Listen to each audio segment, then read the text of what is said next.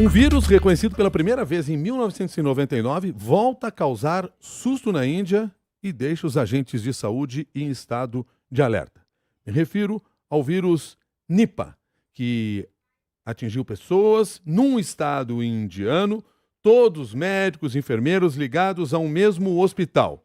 Porém, quase 100 pessoas já foram orientadas a fazer quarentena e os pacientes estão sendo tratados na capital, Calcutá, um deles em estado crítico, de acordo com o informe do Departamento de Saúde de Bengala Ocidental, que é o estado indiano onde esse vírus apareceu.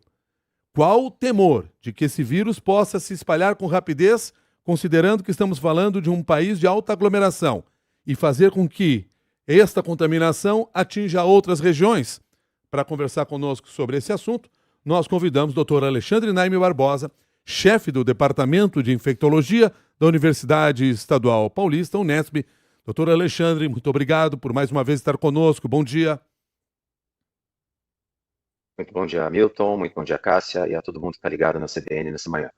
Bom dia. Doutor Alexandre Barbosa, explique para nós o que é esse vírus, o que é o vírus Nipah. O vírus Nipah não é nenhuma novidade. Para falar um pouco sobre esse tema, eu fiz uma revisão e ele foi identificado, como você bem colocou, Milton, em 1999. Desde que a gente começou esse novo milênio, agora no século XXI, nós já tivemos 12 surtos causados pelo vírus Nipah, sendo que só na Índia, que é o local onde está acontecendo o surto atual, foram 6 surtos. Em Bangladesh, que é um país ali muito próximo, mais 5 surtos e um na Filipina. No total desses 12 surtos que foram reconhecidos, cerca de 477 pessoas foram diagnosticadas e houve um total de 338 mortes, que dá um coeficiente, uma média de letalidade muito próxima a 70%. Portanto, é uma doença muito grave. Mas não se trata de uma novidade, não é um fenômeno isolado, e sim um exemplo muito claro do que está acontecendo atualmente de processo de emergência e reemergência de infecções que são chamadas zoonóticas, que têm o vírus ou o agente, o patógeno, em animais, e o contato de animais com seres humanos faz com que isso se transmita, essa doença se transmita de forma sustentada.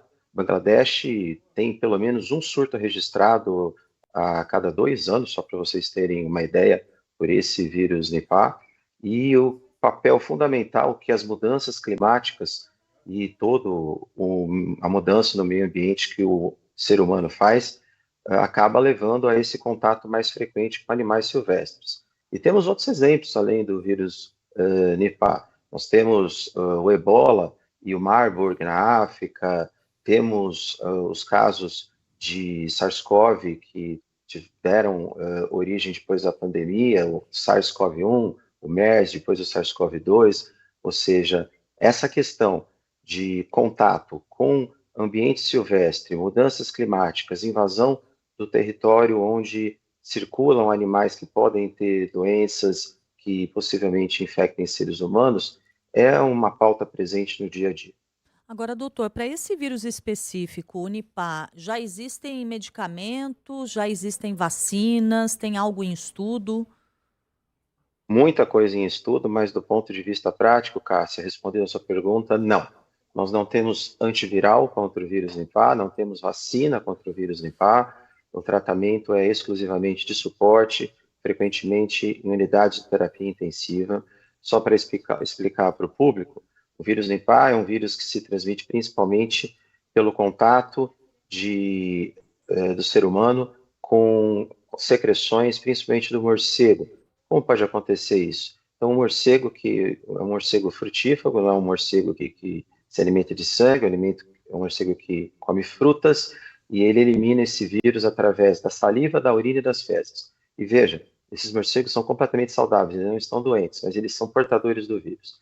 E aí, eventualmente, por exemplo, o morcego comeu um pedaço de fruta e uma pessoa pega essa fruta no chão, imagina um país pobre como a Índia, como o Bangladesh, e isso acaba sendo transmitido para seres humanos, ou, eventualmente, contato direto com morcegos. E pode acontecer, como no surto atual parece estar acontecendo, transmissão entre humanos, justamente com contato com secreções, com saliva, com sangue, com fezes e com urina. É uma doença muito grave.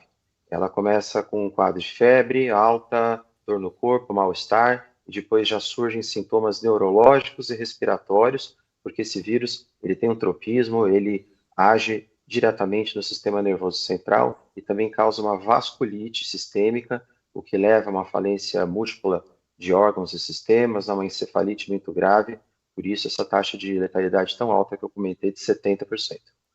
Doutor Alexandre Barbosa, qual é o risco dele se espalhar na Índia, sair das fronteiras do país e chegar a outras regiões? O risco, Milton, é acontecer uma situação que aconteceu no SARS-CoV-2, que aconteceu, por exemplo, com o HIV no passado, é o risco da que a gente chamar de spillover. Veja, já houve casos de transmissão entre seres humanos, um ser humano contaminando o outro, mas isso não levou a uma cadeia sustentada, a uma grande, estamos falando de surto, mas não uma grande dispersão.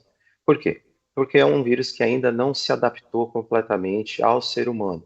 Mas está acontecendo frequentemente. Lembre, eu acabei de falar, só de 2000 para cá já foram 12 surtos. Então pode ser que um dia esse vírus se adapte muito ao corpo humano, e quanto mais surtos tiverem, obviamente, maior a chance disso acontecer, e aí a transmissão entre humanos, aí sim é uma coisa perigosa. Isso não aconteceu ainda. Existem outros vírus da mesma família, do vírus Nipah, em outros locais do mundo, e essa espécie de morcego também existe fora do eixo da Ásia, também na Oceania, partes da África. A família desse vírus, que é chamada de Enipavírus, também já foi identificada em outras partes do mundo.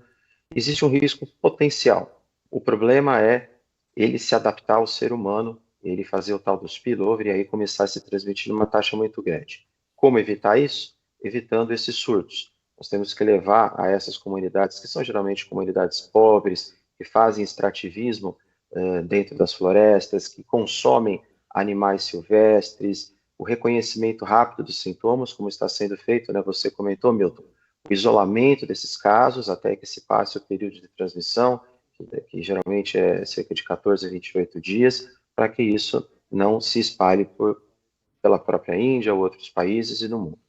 Doutor Alexandre Barbosa, muito obrigado pela sua gentileza, pelas suas informações. Um bom dia para o senhor. Ótimo dia para vocês. Um grande abraço a todo mundo que está ligado na CBN. Obrigada. Doutor Alexandre Naime Barbosa, chefe do Departamento de Infectologia da Unesp, conversou com você agora que são 9 horas e 15 minutos.